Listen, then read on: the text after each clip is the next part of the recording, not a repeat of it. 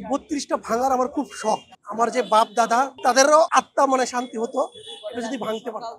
কেননা শেখ মুজিবুর রহমান যে জাতির জনক ছিল বলে বাংলাদেশের লোক, সে তো একটা রাজাকারের মতন ছিল। কারণ দেশটাকে লুটপাট করে খেয়েছে। তাকে যে ৫ই আগস্টে হত্যা করেছে, কি জন্য করেছে? যে সেনাবাহিনীর বড় বড় কর্মকর্তারা তাকে হত্যা করেছে, সব পরিবার সহ। কি জন্য হত্যা করেছে? অবশ্যই সে খারাপ ছিল, তাই তাকে হত্যা করা হয়েছে। এবং তিনি যদি খারাপ না হতো তাহলে তাকে হত্যা করতো না।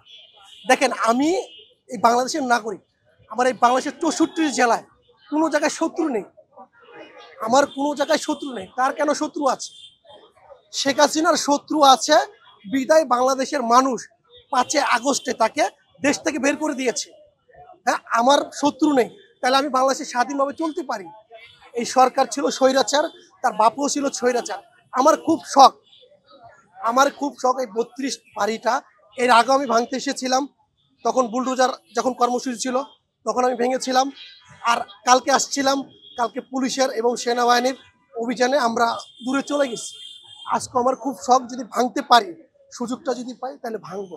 এই ৩২ নাম্বার বাড়িতে এমন কি আছে এটা আপনার ভাঙতে চান কেন? এটা আমরা খেলার মাঠ বানাতে চাই, না হলে বাথরুম প্রস্রাবখানা করতে চাই। কেননা এই ধানমন্ডি লেকটা এটা একটা ফাঁকা জায়গা, মানে এখানে আমাদের ঘুরতে আসি, পর্যটক এরিয়ার বলা যায়।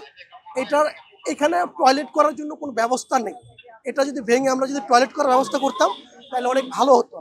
এখন বাংলাদেশের সমস্ত লোক এখানে আসে, এটা একটা টয়লেট হতো এবং জাতির বুঝতে পারতো।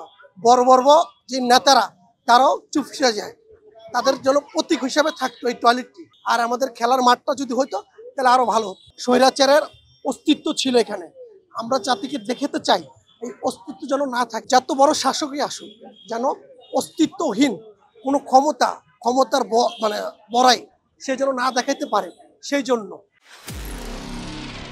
নিরপেক্ষ, সত্য প্রকাশে আপোষহীন।